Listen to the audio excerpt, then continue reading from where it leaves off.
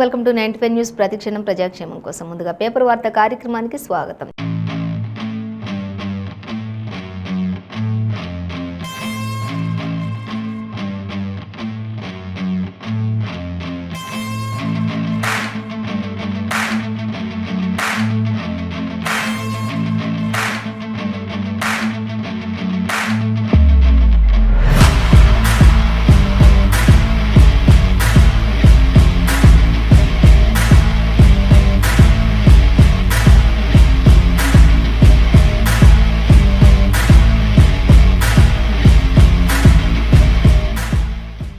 ఈ రోజు మన ముందు ఆంధ్రజ్యోతి, నమస్తే తెలంగాణ పేపర్లను మరి ఏ దినపత్రికలో ఏ వార్తలు అనేది మనం మొదటిగా చూసుకున్నట్లయితే ఫస్ట్ వచ్చేసి మనం ఆంధ్రజ్యోతి దినపత్రిక చూసుకుందాం. ఆంధ్రజ్యోతి దినపత్రికలో మనకి ప్రధానంగా ఇచ్చిన వార్త అంటే బాబుకు ఊరట లభించింది అనేది అయితే మనకి మెయిన్ ప్రధానంగా ఇచ్చారు. ఆ తర్వాత మరొక వార్త చూస్తే రేవంత్ రెడ్డి దమ్ముంటే నువ్వు కామారెడ్డి నుంచి పోటీ చేయరా, నీకు అంత దమ్ముంటే నువ్వు కేసీఆర్పై గెలిచి చూపి, కనీసం డిపాజిట్లు కూడా రావు అంటూ మంత్రి కేటీఆర్ రేవంత్ను ఉద్దేశించి ఎద్దేవా చేస్తూ మాట్లాడుతున్నటువంటి పరిస్థితి మనకి ప్రధానంగా కనిపిస్తుంది.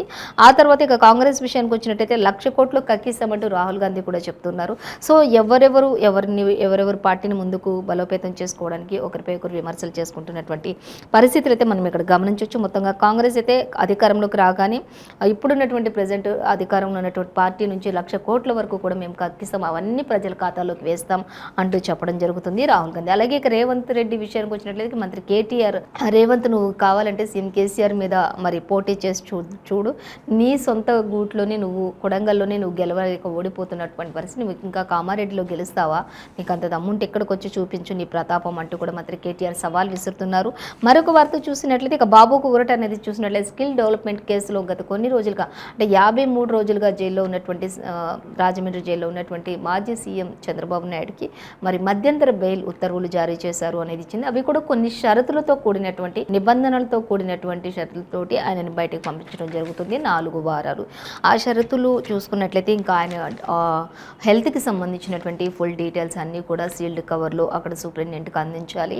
అలాగే ఇంకా ఆయన ఎక్కడ కూడా రాజకీయాల ప్రస్తావన తీసుకురాకూడదు, రాజకీయం గురించి మాట్లాడకూడదు, అలాగే ఇంకా ప్రభుత్వాన్ని కూడా నిందించకూడదు, ఇంకా రకరకాల షూరిటీలతోటి 1,00,000 రూపాయల పూచీకత్తుతోటి, అలాగే 2 షూరిటీలతోటి, అలాగే ఇంకా ఆయన బయటకు వచ్చిన తర్వాత ఈ విధంగా శిక్ష అనుభవించిన ఇన్ని రోజులకు సంబంధించిన వ్యక్తులు ఎవరైతే ఉంటారో వాళ్ళతోటి మాట్లాడి బెదిరింపు చర్యలకు కానీ వేటికి కూడా పాల్పడకూడదు. అలాగే ఇంకా ఆయన ఎక్కడ కూడా బయట వేరే ప్రాంతానికి వెళ్ళకూడదు. ఆయన ఇప్పుడు ఆరోగ్యానికి సంబంధించి మాత్రమే ఈ యొక్క మధ్యంతర బెయిల్ ఇచ్చారు కాబట్టి ఈ యొక్క ఆరోగ్యానికి సంబంధించి ఆయన ఇంట్లోనే ఉండి ఆయన ఆరోగ్య రీత్యా మాత్రమే ఆయనకి ఈ యొక్క ఫెసిలిటీ కూడా ఇవ్వడం జరిగింది. కాబట్టి ఈ అన్ని షూరిటీలతోటి ఆయనని మధ్యంతర బెయిల్పై రుజువు రిలీజ్ చేయడం జరిగింది, మంజూరు చేయడం జరిగింది అనేది అయితే మనకు ఆల్రెడీ తెలిసిందే. సో ఇవన్నిటికీ కూడా ఆయన వీటిల్లో ఏ ఒక్కటి కూడా మరి ఆయన దాటినట్లయితే మళ్ళీ వెంటనే కూడా ఈయనపై యాక్షన్, మరి చంద్రబాబుపై యాక్షన్ తీసుకునే అవకాశం ఉండొచ్చు అంటూ కూడా అన్ని షూరిటీలో పెట్టినట్లుగా తెలుస్తుంది. సో అలాగే కొన్ని షరతులు విధించినటువంటి ఏపీ హైకోర్టు నచ్చిన ఆసుపత్రిలో కంటికి ఆపరేషన్ చేయించుకోవచ్చు, శుక్లాలు వేయించుకోవచ్చు, ఏ హాస్పిటల్ అయినా అది ఆయన ఇష్టం, ఆయనకు సంబంధించినటువంటి ఆ మనీ కూడా పే చేసుకునేది కూడా వాళ్ళే పే చేసుకోవాలి అనేది కూడా క్లియర్గా పెట్టారు. అలాగే ఇంకా ఆపరేషన్ కూడా చేయించుకోవచ్చు అవసరమైతే, వాటన్నిటికీ సంబంధించి కూడా వాళ్ళు ఏదైనా మంచిగా చేసుకోవచ్చు, కానీ ఎక్కడ కూడా ఎవరికి ఎటువంటి హాని వీళ్ళు తలపెట్టకూడదు అనే విధంగా చెప్పారు. ఎక్కడ చేయించుకున్నారు ఏంటి అనే డీటెయిల్స్ మాత్రం ఎప్పటికప్పుడు సీల్డ్ కవర్లో సూపరింటెండెంట్, జైలు సూపరింటెండెంట్కి పంపించాల్సిన ఆవశ్యకత ఉంది అంటూ కూడా చెప్తూ ఉన్నటువంటి పరిస్థితి. అలాగే ఆసుపత్రి చికిత్స వివరాలను కూడా సీల్డ్ కవర్లో జైలు సూపరింటెండెంట్కు ఎప్పటికప్పుడు అందించాలి అంటూ కూడా మనకి క్లియర్గానే ఇక్కడ కూడా అలాగే మెన్షన్ చేశారు. సో ఇక మాజీ సీఎంలకు కోర్టు స్పష్టీకరణ, మాజీ సీఎంకు కోర్టు స్పష్టీకరణ చేసింది అంటూ కూడా చెప్తున్నారు. ప్రధాన బెయిల్ పిటిషన్పై విచారణ 10న ఉంటుంది అంటూ కూడా తెలుస్తున్నారు. అయితే ఆయనకి ఇచ్చినటువంటి 4 వారాల యొక్క గడువు ఏదైతే ఉందో ఆ గడువు తీరిపోయిన తర్వాత తానంతట తానుగానే వచ్చి మళ్ళీ అక్కడ రాజమండ్రి జైలు దగ్గర సరెండర్ అవ్వాలి అనేది కూడా ఒక షరతు నిబంధనతోటి కూడినటువంటి అన్ని షరతులతోటి ఆయనను బయటికి మధ్యంతర బెయిల్ ద్వారా పంపించడం జరిగింది అనేది అయితే మనకి క్లియర్గా ఇచ్చారు. ఇక దీనితో మాత్రం ప్రతి ఒక్క పార్టీ శ్రేణుల్లో మాత్రం చాలా సంతోషం నెలకొంది అనేది తెలుస్తూ ఉంది. సో అందరు కూడా సంబరాలు మిన్నంటేలా చేశారు అనేది కూడా ఇచ్చారు. ఆయన బయటికి రాగానే తన మనవడు దేవాంశుని ఎంతో ప్రేమతో హత్తుకున్నట్లు, ఎంతో సంతోషాన్ని వ్యక్తపరిచినట్లుగా మాజీ సీఎం చంద్రబాబు అక్కడ మనకి అర్థమవుతుంది, చూపిస్తున్నారు. ఆ యొక్క పిక్ను కూడా మనకి ఇక్కడ ఇవ్వడం జరుగుతుంది, చూడొచ్చు. అలాగే ఇంకా అభ్యంతరాలు ఉంటే సుప్రీంకు వెళ్ళండి అంటూ కూడా ప్రధాన ఉత్తర్వులు ఇవ్వాలి అంటూ కూడా మనుషుల్ని నిర్దేశించలేరు కదా అంటూ కూడా, మమ్మల్ని నిర్దేశించలేరు కదా అంటూ కూడా ఇచ్చారు. అలాగే ఇంకా హైకోర్టుకు మరి ఏదైనా ఉంటే హైకోర్టుకు స్పష్టీకరణ చేయాలి, ఇంకా షరతులు విధించాలన్నటువంటి పిటిషన్పై కూడా కౌంటర్ వేయండి అనేది కూడా ఇచ్చారు. ఇంకా చూసినట్లయితే దీన్ని పరిష్కరించేదాకా బాబు రాజకీయ ర్యాలీలు చేయొద్దు అంటూ కూడా ఏపీ హైకోర్టు కొన్ని ఆదేశాలు జారీ చేసింది. మీకు ఇప్పుడు మేము విధించినటువంటి ఈ యొక్క షరతులు ఏవైతే ఉన్నాయో ఆ షరతులు మీకు ఓకే అయితే పర్వాలేదు, ఇంకా మీకు ఏమైనా డౌట్స్ ఉంటే సుప్రీంకి కూడా వెళ్ళండి అంటూ కూడా చెప్తున్నారు. కానీ ఇప్పుడు ఇవన్నీ డీటెయిల్గా మీకు అన్ని షరతులకి సంబంధించి అన్ని డీటెయిల్స్ మీకు వచ్చే వరకు కూడా ఎక్కడ కూడా రాజకీయ ర్యాలీలు కూడా మీరు చేపట్టడానికి వీల్లేదు అంటూ మాత్రం ఏపీ హైకోర్టు ఖచ్చితంగా స్పష్టంగా ఆదేశాలు జారీ చేసింది అంటూ మనకి ఇవ్వడం జరుగుతుంది. ఇక మరొక వార్త చూసినట్లయితే ఇక మంత్రి కేటీఆర్ విషయానికి వచ్చినట్లయితే రేవంత్ దమ్ముంటే కామారెడ్డికి రా అంటూ కేటీఆర్ సవాల్ విసురుతున్నారు. ఒకవేళ నీకు దమ్ముంటే నువ్వు కేసీఆర్తో పోటీ చేసి చూద్దాం, గెలిచి చూడు అంటూ కూడా ఆయన సవాల్ విసురుతూ ఉన్నారు మంత్రి కేటీఆర్. చూద్దాం దానికి సంబంధించిన డీటెయిల్స్. సీఎం కేసీఆర్పై పోటీ చేయి, నీకు డిపాజిట్లు కూడా రావు, కనీసం కామారెడ్డికి రా నువ్వు అంటూ కూడా సవాల్ విసురుతున్నారు మంత్రి కేటీఆర్. అలాగే సొంత కొడంగల్లో గెలవని వ్యక్తి కామారెడ్డిలో ఎలా గెలుస్తా అనుకుంటున్నావు అంటూ కూడా ఎద్దేవా చేస్తూ మాట్లాడుతున్నారు కేటీఆర్. అలాగే ఇక రేవంత్ కంటే షబ్బీర్ అలీ పోటీ చేస్తేనే కాంగ్రెస్కు కొన్ని ఓట్లైనా వస్తాయి అంటూ కూడా మంత్రి కేటీఆర్ చెప్తూ ఉన్నారు. అలాగే కేసీఆర్పై పోటీ చేయాలంటే ప్రతిపక్షాలు పారిపోతున్నాయి అంటూ కూడా చెప్తున్నారు. కేసీఆర్ని చూసి గజగజ వణికిపోతున్నాయి ప్రతిపక్షాలు అంటూ కూడా ఆయన ఎత్తేవు చేస్తూ మాట్లాడుతున్నారు. నీకు దమ్ముంటే ముందు కేసీఆర్పై డిపాజిట్లైనా సంపాదించు చూద్దాం అన్నట్లుగా ఎద్దేవా చేస్తూ మాట్లాడుతున్నటువంటి పరిస్థితి మనం ఇక్కడ గమనించవచ్చు. అలాగే ఇక కాంగ్రెస్ వస్తే కరెంటు కట్ చేస్తారు అంటూ కూడా రైతులకు చెప్తూ ఉన్నారు మంత్రి కేటీఆర్. కాంగ్రెస్ వస్తే ఇప్పుడున్నటువంటి 24 గంటల కరెంటు మీకు ఉండదు, కాంగ్రెస్ వస్తే కరెంటు కట్ చేస్తారు అంటూ కూడా చెప్తున్నారు. అలాగే దళిత బంధు కూడా ఆపేస్తారు అంటూ కూడా చెప్తున్నారు. దీంతో రైతులకు కూడా కొంత ఆగ్రహం వ్యక్తం అయ్యే విధంగా మంత్రి కేటీఆర్ మాట్లాడారని చెప్పుకోవచ్చు. ఇక్కడ ఇంకా రైతులు కూడా ఈ విషయంతో మాత్రం అంటే కరెంటు కట్ చేస్తారు, రైతు బంధు కట్ చేస్తారు, రైతు రుణమాఫీలు కట్ చేస్తారు అంటే ఎవరికైనా కోపం వస్తుంది. కాబట్టి ఈ విషయంలో రేవంత్ రెడ్డిని ఉద్దేశించి మంత్రి కేటీఆర్ ఇలా చెప్పడం వల్ల ఈ కాంగ్రెస్ వస్తే ఇవన్నీ కట్ అవుతాయి అని చెప్పడం వల్ల ఇప్పుడు రైతులందరూ కూడా కాస్త ఆగ్రహం వ్యక్తం చేస్తూ ఉన్నారనేది మాత్రం మనం ఇక్కడ గమనించవచ్చు. సో అలాగే ఇంకా కేసీఆర్ గెలిస్తే కామారెడ్డిలో భూముల రేట్లు పెరుగుతాయంటూ కూడా చెప్తూ ఉన్నారు. ఇక కామారెడ్డి బహిరంగ సభలో మంత్రి కేటీఆర్ అనేక విషయాలు కూడా ఇంకా వెల్లడించారు. ఇప్పటికే ఇంత అభివృద్ధి జరిగింది, ఇక ఈసారి కేసీఆర్ ఇక్కడ నుంచే మరి ఆయన ప్రారంభించబోతున్నారు, ఇక్కడ నుంచి ఆయన పోటీ మొదలు పెడుతూ ఉన్నారు. కాబట్టి ఇంకా ఈ యొక్క చరిత్రలో నిలిచిపోతుంది కామారెడ్డి, ఇంకా ఎంతో అభివృద్ధి చెందుతుంది. ఇప్పుడు జరిగింది కొంతే, ఇంకా జరగాల్సింది చాలా ఉంది అంటూ కూడా మంత్రి కేటీఆర్ చెప్పడం జరుగుతూ ఉంది. కామారెడ్డిని మీ చరిత్రలో నిలిచిపోయేలా చేసుకోండి అంటూ కూడా చెప్తూ ఉన్నారు. అలాగే ఇక కాంగ్రెస్ వస్తే ఎన్ని నష్టాలు జరుగుతాయో, ఇప్పుడున్న అభివృద్ధి ఎలా ఉందో, ఇంకా రానున్న రోజులు అభివృద్ధి ఎలా చేస్తామో కూడా మంత్రి కేటీఆర్ చెప్తూ ఉన్నటువంటి పరిస్థితి. సో అలాగే ఇక మరొక వార్త చూద్దాం. 1,00,000 కోట్లు కక్కిస్తామంటూ ఇక్కడ మరి కాంగ్రెస్ నేతలు కూడా వారి స్టైల్లో వారు కూడా ఇక్కడ ప్రతి విషయంలో కూడా వారు స్పందిస్తూ ఉన్నారు. చూద్దాం ఇక్కడ ఇంకా వాళ్ళు ఏం చెప్తున్నారు, కాంగ్రెస్ ఏం చెప్తుంది అనేది చూసినట్లయితే 1,00,000 కోట్లు కక్కిస్తాం కాంగ్రెస్ అధికారంలోకి వస్తే అంటూ చెప్తున్నారు. కేసీఆర్ దోచుకున్న సొమ్ము ప్రజల ఖాతాల్లోకి వేస్తాం అంటూ కూడా రాహుల్ గాంధీ ఎంతో స్పష్టంగా చెప్తున్నారు. ఇక కడుపు కట్టుకొని పని చేస్తున్నాం మేమంటూ కూడా మరి రాహుల్ గాంధీ కానీ పార్టీ నేతలు కానీ అందరూ కూడా చెప్తున్నారు. ఇక హేయమైన దాడులు సరికాదు అంటూ కూడా చెప్తూ ఉన్నారు. హేయమైన దాడులు చేస్తూ ఉన్నారు, కాంగ్రెస్ పై రుద్దుతూ ఉన్నారు. ఇవన్నీ కూడా సరైన పద్ధతులు కావు, కేవలం సానుభూతి కోసమే మీరు ఇవన్నీ చేస్తున్నారు అంటూ కూడా కాంగ్రెస్ నేతలు కూడా చెప్తూ ఉన్నటువంటి పరిస్థితి. అలాగే ఇంకా చూద్దాం, ప్రాజెక్టుల పేరుతో కేసీఆర్ అవినీతి చేశారు అనేది కూడా తెలుస్తుంది. ఇక బీజేపీకి సహకరించడమే బీఆర్ఎస్ యొక్క పని, ఎంఐఎం యొక్క లక్ష్యం అంటూ కూడా చెప్తున్నారు రాహుల్ గాంధీ. అలాగే ఇంకా కాంగ్రెస్కు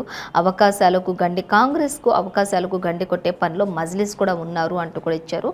ఆ పార్టీల కుట్రలను ప్రజలు తిప్పికొట్టాలి అంటూ కూడా చెప్తూ ఉన్నటువంటి పరిస్థితి. అలాగే కాంగ్రెస్ను గెలిపిస్తే ప్రజా తెలంగాణ తెస్తామంటూ కూడా ఇచ్చారు. కాంగ్రెస్ను గెలిపిస్తే ఖచ్చితంగా సోనియమ్మ ఏ ప్రజల బాగు కోసం, ఏ ప్రజల ఆకాంక్షలు నెరవేరటం కోసం తెలంగాణ రాష్ట్రాన్ని ఇచ్చారో అదే రాష్ట్రాన్ని మేము కాంగ్రెస్ గెలిచిన తర్వాత తీసుకురావడానికి ప్రయత్నం చేస్తూ ఉన్నామంటూ కూడా రాహుల్ గాంధీ ప్రసంగించారు.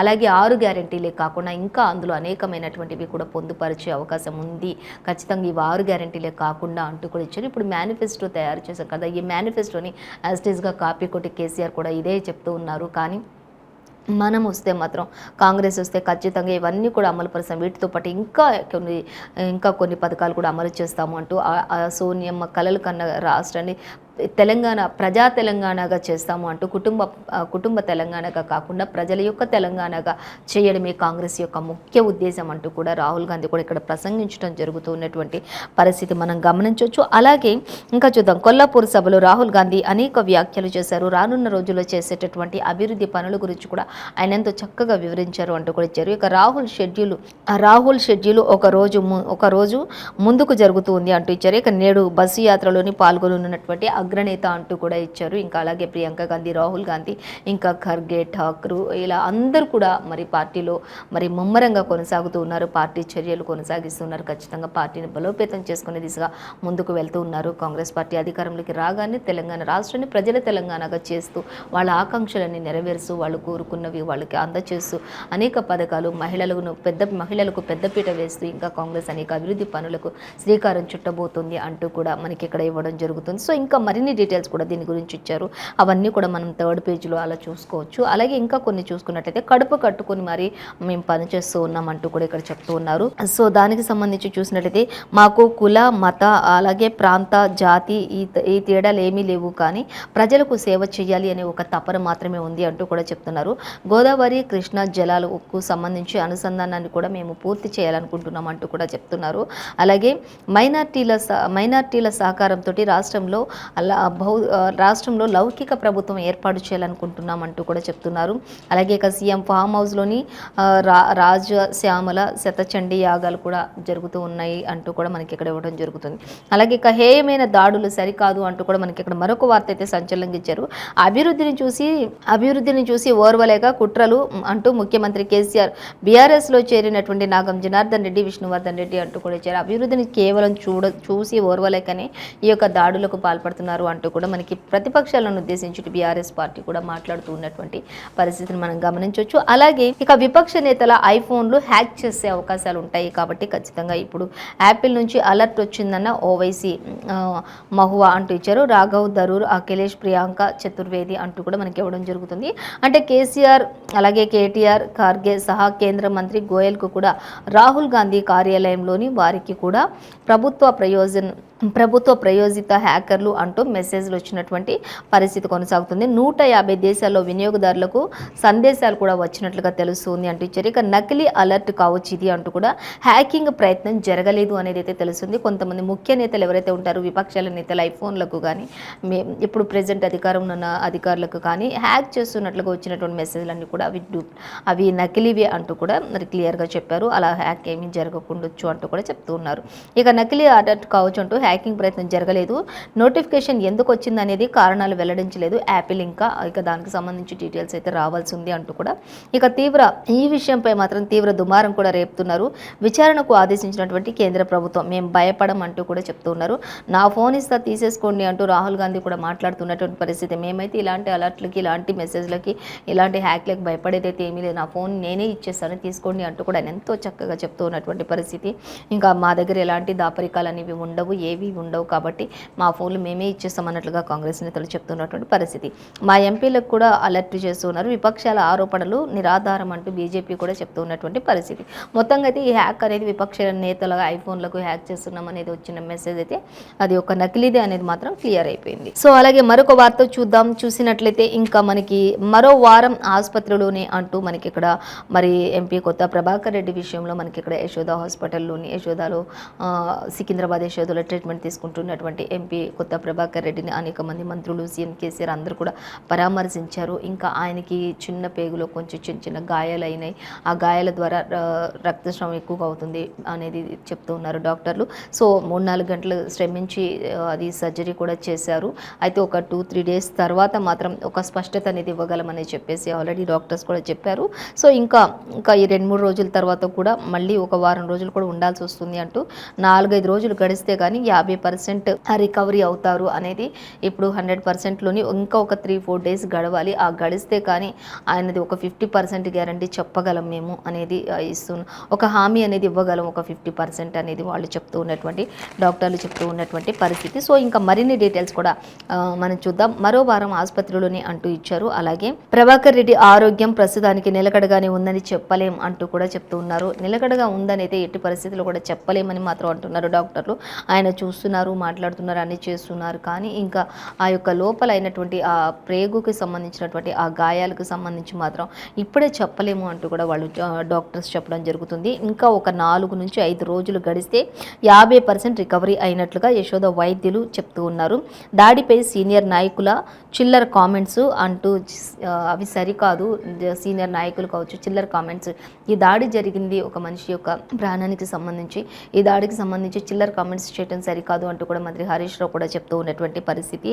అలాగే ఘటనపై మరో ఇద్దరిని కూడా విచారిస్తున్నటువంటి పోలీసులు ఇప్పటికే నిందితునికి దేహశుద్ధి చేశారు స్థానికులు. ఆ తర్వాత పోలీసులు కస్టడీలో ప్రజెంట్ ఉన్నాడు రాజు అనే వ్యక్తి అనేది కూడా ఇచ్చారు. సో ఇంకా దానికి సంబంధించి అంతా కూడా ఎంక్వైరీ జరుగుతుంది, విచారిస్తున్నారు. మరో ఇద్దరి అనుమానితులను కూడా దీనిలో విచారణకు తీసుకోవడం జరిగింది పోలీసులు. అలాగే విచారిస్తున్నారు అని కూడా మనకి ఇక్కడ ఇవ్వడం జరుగుతుంది. ఇంకా మరిన్ని డీటెయిల్స్ కూడా రావాల్సింది అంటూ ఇచ్చారు. అలాగే హత్యాయత్నానికి 3 రోజుల ముందు నుంచి నిందితుడు ప్లాన్ చేశాడు అనేది కూడా మనకి ఇక్కడ ఇచ్చారు. అలాగే ఘటాని రాజు అనే ఆ ఇద్దరితో కలిసి మొత్తం మద్యం తాగినట్లుగా వెల్లడించాడు. మరో ఇద్దరితోటి కలిసి ఆ యొక్క ఘటాని రాజు అనే వ్యక్తి 3 రోజుల ముందు నుంచి ప్లాన్ వేసుకుంటూ ఆ యొక్క మద్యం సేవిస్తూ ఉన్నారు అనేది కూడా ఇచ్చారు. ఆ తర్వాతనే ఈ పని చేశారు అంటూ ప్రభాకర్ రెడ్డిపై కత్తితో దాడి చేసింది కాంగ్రెస్ గూండాని అంటూ కూడా మనకి ఇక్కడ ఇవ్వడం జరుగుతుంది.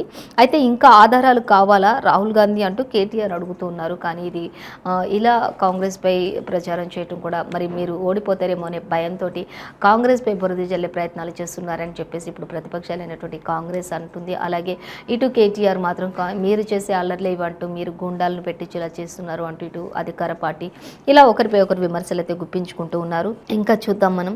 సిబిఐ విచారణ జరిపించాలి అంటూ మరొక చోటు కూడా మనకి ఇవ్వడం జరుగుతుంది.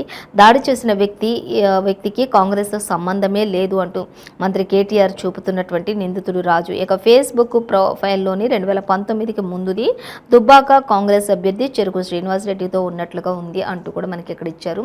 అలాగే ప్రభాకర్ రెడ్డిపై దాడి కేసు కీలక ఆధారాన్ని భద్రపరచడంలో నిర్లక్ష్యం చేశారు అంటూ ఇచ్చారు. సిఎస్ఓ వద్దనే దాడికి వాడిన కత్తి, వేలి ముద్రలు, రక్తపు మరకలు క్లీన్ చేశారు. ఇక నిందితుడు రాజు స్టేట్మెంట్ రికార్డు అలాగే సిడిఆర్ ఆధారంగా పలువురు విచారణకు కూడా రంగం సిద్ధం చేసినట్లుగా తెలుస్తుంది అంటూ మనకి ఇవ్వటం జరుగుతుంది. సో అలాగే దానికి సంబంధించిన మరిన్ని ఇంకా డీటెయిల్స్ కూడా 3rd పేజీలో ఇచ్చారు. ఇక ఢిల్లీ సీఎం కేజ్రీవాల్ అరెస్టుకు ఛాన్స్ ఉండే అవకాశం ఉంది అంటూ మరొక దగ్గర ఇచ్చారు. మనకి చూద్దాం. ప్రెస్ మీట్లోని యాప్ నేతల ఆందోళన, యాప్ను ఎదుర్కొనలేక నేతలు అరెస్టులు, ఇండియా కూటమి బీజేపీ టార్గెట్, తదుపరి సోరెన్ తేజస్విల అరెస్ట్, అలాగే పినరయ మరియు స్టాలిన్ కూడా లక్ష్యమే ఉంది దీంట్లో. ఇక ఢిల్లీ మంత్రి అతిషి ఆరోపణలు చేశారు. అది యాప్ చేస్తున్న కర్మ అంటూ కూడా ఇదంతా జరగడానికి యాప్ చేసుకున్న కర్మ అంటూ కూడా బీజేపీ కూడా ఎద్దేవా చేస్తూ ఉన్నటువంటి పరిస్థితి కనిపిస్తుంది. సో ఇక దీనికి సంబంధించి ఢిల్లీ సీఎం కేజ్రీవాల్ అరెస్ట్ అయ్యే ఛాన్స్ ఉంది అనే దానికి సంబంధించి మరిన్ని డీటెయిల్స్ 12th పేజీలో ఇచ్చారు, గమనించవచ్చు. అలాగే మరొక వార్త చూద్దాం. ఇక 81.5 కోట్ల మంది భారతీయుల డేటా లీక్ అయింది అంటూ మనకి ఇక్కడ ఒక వార్త అయితే ఇచ్చారు. సో దానికి సంబంధించి డీటెయిల్స్ చూస్తే పేరు, చిరునామా, ఆధార్, పాస్పోర్ట్ వివరాలు, అలాగే డార్క్ వెబ్లోకి కోవిడ్ పరీక్షల సమయంలో ఐసీఎంఆర్ సేకరించినటువంటి సమాచారం దర్యాప్తు, అలాగే దాని ఆధారంగా అధికారులకు $80,000 బేరం పిటిషన్లు హ్యాకర్ చేయడానికి ఇచ్చినట్లుగా తెలుస్తుంది అంటూ ఇచ్చారు. కోవిడ్ సమయంలో ప్రతి ఒక్కరి ఆధార్ కావచ్చు, చిరునామా, ఫోన్ నెంబర్ ప్రతిదీ కూడా అక్కడ క్షుణ్ణంగా ఇస్తేనే కోవిడ్ టైంలో ట్రీట్మెంట్ జరిగేది. అది ఆధారంగా చేసుకొని ఆ 81.5 కోట్ల మంది ప్రజల యొక్క భారతీయుల యొక్క డేటా లీక్ చేసే ప్రయత్నాలు కొనసాగుతున్నాయంటూ కూడా ఇచ్చారు. మరిన్ని డీటెయిల్స్ కూడా మనకి 12th పేజీలో ఇచ్చారు, గమనించవచ్చు. అలాగే మరొక వార్త చూద్దాం. ఇక సిద్దిపేటలోని పొన్నాల ప్రధాన రహదారిపై మంత్రి హరీష్ రావు కాన్వాయ్ని పోలీసులు మంగళవారం తనిఖీ చేశారు. కాన్వాయ్లోని అన్ని వాహనాల్లోనూ సోదాలు చేశారు. ఇక ఎన్నికలకు సంబంధించినటువంటి డేస్ కాబట్టి ఇక అనుసరించిన ప్రతి పోలీస్కి కూడా సహకరించారు మంత్రి హరీష్ రావు అంటే ఇచ్చారు. అన్ని చెకింగ్లు చేసుకోవడానికి కూడా మంత్రి హరీష్ రావు పూర్తిగా సహకరించారు. ఎటువంటివి ఏమీ లేకపోవడంతో ఆయనను పంపించేసినట్లుగా తెలుస్తుంది అంటూ మనకి ఇక్కడ ఇవ్వడం జరుగుతుంది. సో మరొక వార్త మనం చూసినట్లయితే బీఆర్ఎస్ నేతలకు పటిష్ట భద్రత కావాలి అంటూ ఒక వార్త అయితే ఇచ్చారు. అలాగే ఇక సిపిఎం సింగిల్గానే పోటీ చేస్తుందంటే సిపిఎంకి సంబంధించి కూడా ఇచ్చారు. ఇంకా ఇండియాలో మాత్రం పొసగని పొత్తు చేసే అవకాశం ఉండొచ్చు అంటూ కూడా మనకి ఇక్కడ ఇవ్వడం జరుగుతుంది. సో మొత్తంగా అయితే ఇవి రెండింటికి సంబంధించి డీటెయిల్స్ అయితే మనకి థర్డ్ పేజ్లో ఇచ్చారు. అయితే సిపిఎం సింగిల్గానే వెళ్తుంది అనేది మనకి క్లియర్గా మెన్షన్ చేశారు. సో ఇంకా మరొక వార్త మనం చూసినట్లయితే ఇంకా నమస్తే తెలంగాణ పేపర్ చూద్దాం. నమస్తే తెలంగాణ పేపర్ చూసినట్లయితే మనకి ఫస్ట్ ప్రధానంగా అంటే నమస్తే తెలంగాణలో మన రైతులు బిచ్చగాళ్ళ అంటూ క్వశ్చన్ మార్క్ పెట్టారు ఒక దగ్గర. ఇంకా తర్వాత సీఎం కేసీఆర్ విషయానికి వచ్చినట్టే తెలంగాణ రైతులు మొనగాళ్ళు అంటూ మనకి ఇక్కడ ఇవ్వడం జరుగుతుంది. సో దీనికి సంబంధించి కూడా మనం ఇంకా డీటెయిల్స్ చూద్దాం. అయితే మరొక వార్త చూసినట్లయితే కేసీఆర్ సర్కార్ ప్రోద్బలం అతివకు ఆందోళనగా ఉంది అంటూ ఎక్కడ చూసినా ఎక్కువ అంటే జాబ్స్ విషయంలో కావచ్చు, అలాగే ఎంఎస్ఎంఈల్లో కావచ్చు 40% మంది కూడా మొత్తం ఓనర్లు ఎవరైనా ఉన్నారు అంటే 40% ఓనర్లు మొత్తం కూడా మహిళలే ఉన్నారు అనేది మహిళలకు పెద్దపీట వేశారు. తెలంగాణ అతివలకు ఆందోళనగా ఉంది తెలంగాణ రాష్ట్రం అంటూ మనకి ఇవ్వడం జరుగుతుంది. సో దానికి సంబంధించి కూడా డీటెయిల్స్ చూద్దాం. ఇక అలాగే ప్రభాకర్ రెడ్డి ప్రాణాలు తీయాలనుకున్నారు అంటూ కూడా సీఎం కేసీఆర్ ఇక్కడ మాట్లాడుతూ ఉన్నారు. ఆయన ప్రసంగించారు. నిన్న జరిగినటువంటి ఆ ప్రసంగాల్లో దేవుడి దయ వల్ల ఆయనకు ఎటువంటి ప్రాణ నష్టం జరగలేదు, ప్రాణహాని జరగలేదు అంటూ కూడా ఆయన ప్రసంగిస్తూ ఉన్నారు. సో వాటికి సంబంధించి కూడా మనం డీటెయిల్స్ చూద్దాం. ఇక బీజేపీ పాలనలో బేరోజ్గార్ మేళా అంటూ కూడా మంత్రి కేటీఆర్ చెప్తూ ఉన్నారు. సో ఆయనకు సంబంధించి కూడా మనం డీటెయిల్స్ చూద్దాం. దేశాన్ని నిరుద్యోగ భారతంగా మార్చేశారు ఒకప్పుడు కాంగ్రెస్ నేతలు, కానీ ఎప్పుడైతే మొత్తం కూడా ఉద్యోగ రాష్ట్రంగా ఉంది అంటూ కూడా ఇచ్చారు. ఎక్కడ చూసినా కూడా ఉద్యోగాలతోటి అందరూ కూడా ఎంతో సుభిక్షంగా ఉన్నారు అంటూ మనకి ఇవ్వడం జరుగుతుంది. సో దానికి సంబంధించి కూడా మనం డీటెయిల్స్ చూద్దాం. ఇక తెలంగాణ రైతులు మొనగాళ్ళు అంటూ సీఎం కేసీఆర్ ముఖ్యమంత్రి చెప్తూ ఉన్నారు. సో చూద్దాం దానికి సంబంధించి రికార్డు స్థాయిలో పంటలతోటి కేసీఆర్ కళ నిజం చేసిండు రైతుల కళ అంటూ ఇచ్చారు. అలాగే ఇక ఏటా 3 కోట్ల టన్నుల ధాన్యం పండిస్తున్నారు. ఇతర రాష్ట్రాలకు ఇతర దేశాలకు కూడా తెలంగాణ రాష్ట్రం నుంచి ఎగుమతులు అవుతూ ఉన్నాయంటూ కూడా మనం అర్థం చేసుకోవచ్చు. ఒకప్పుడు కనీసం తినడానికి ఇక తాగడానికి చుక్క నీళ్లు లేని ఈ రాష్ట్ర ప్రభుత్వాన్ని ఈ రోజు తెలంగాణ రాష్ట్రం వచ్చిన తర్వాత 9.5 ఏళ్లలోని ఇతర దేశాలకు ఇతర రాష్ట్రాలకు కూడా మరి పంపించే విధంగా తెలంగాణ రైతులు పంటను ధాన్యాన్ని పండించుకోగలిగే ఆ యొక్క పరిస్థితిని సీఎం కేసీఆర్ తీసుకొచ్చారు అంటూ కూడా రైతుల కళ్ళలో ఆనందం, రైతులే మొనగాళ్ళు అంటూ రైతుని రాజును చేశారు సీఎం కేసీఆర్ అన్నట్లుగా మనకి ఇక్కడ ఇవ్వడం జరుగుతుంది. సో అలాగే ఏటా 3 కోట్ల టన్నుల ధాన్యం పండిస్తోంది. ప్రాజెక్టులన్నీ కూడా పూర్తయితే 4 కోట్ల టన్నుల ఉత్పత్తికి కూడా నోచుకుంటుంది తెలంగాణ రాష్ట్రం అంటూ ఇచ్చారు. ఇక బీఆర్ఎస్ పాలనలో కరువు లేదు అంటూ కూడా కర్ఫ్యూ లేదు అంటూ కూడా చెప్తూ ఉన్నారు. ఇక ప్రజల కోసం పోరాడేదే గులాబీ జెండా ఒక్కటి మాత్రమే అంటూ కూడా చెప్తున్నారు. ప్రజల కోసం ఏదైనా పోరాడేది ఉంది అంటే అది ఒక తెలంగాణ రాష్ట్ర ప్రభుత్వం ఉన్నటువంటి బీఆర్ఎస్ ప్రభుత్వం మాత్రమే అంటూ కూడా సీఎం కేసీఆర్ చెప్తున్నారు. అలాగే 3 గంటల కరెంటు అన్నోళ్లకు బుద్ధి చెప్పాలి మీరు అంటూ కూడా రైతులను ఉద్దేశించి సీఎం కేసీఆర్ మాట్లాడుతున్నారు. ఇంకా 3 గంటల కరెంటు చాలు, 24 గంటల కరెంటు రైతులకు ఎందుకు అని చెప్పిన వాళ్ళ నోళ్లు మూయించాలి మీరు, వాళ్ళకి బుద్ధి చెప్పాలి మీరు అంటూ కూడా సీఎం కేసీఆర్ ప్రసంగించారు. అలాగే ధరణి తీసేస్తే కైలాసంలో పెద్ద పాము మింగినట్లే అంటూ కూడా ఆయన చెప్తూ ఉన్నారు. అంటే మళ్ళీ మొదటికి వచ్చినట్లే ఉంటుంది అంటూ కూడా చెప్తూ ఉన్నారు. అలాగే ఇక ధరణిని కాంగ్రెస్ అధికారంలోకి వస్తే ధరణిని రద్దు చేస్తామని చెప్పారు. ఆ రద్దు చేస్తే మాత్రం మళ్ళీ కైలాసంలో పెద్ద పాము మింగితే మొత్తం పూర్తిగా కిందికి ఎలా వచ్చేస్తామో మళ్ళీ అలాగే మొదటికి వచ్చేస్తాం అంటూ కూడా చెప్తూ ఉన్నారు సీఎం కేసీఆర్. అలాగే ఇంకా చూద్దాం, అభ్యర్థులతో పాటు పార్టీల వైఖరిని గమనించాలి అంటూ కూడా సీఎం కేసీఆర్ చెప్తూ ఉన్నారు. అలాగే ఇక కాంగ్రెస్లో 12 మందికి పైగా ముఖ్యమంత్రులు అవ్వాలని చెప్పేసి హడావుడి చేస్తున్నారు. ఇక అసలు అదంతా కూడా ఎవరిది ఏమవుతుంది అనేది కూడా అర్థం కాని పరిస్థితి. ఇక డిండిని ఆపిన పాపం కూడా కాంగ్రెస్ అంటూ సీఎం కేసీఆర్ కూడా ఇక్కడ కాంగ్రెస్ పై కూడా ఆయన చాలా ఎద్దేవా చేస్తూ మాట్లాడుతున్నటువంటి పరిస్థితిని మనకి ఇక్కడ గమనించవచ్చు. అలాగే మరొక వార్త చూద్దాం.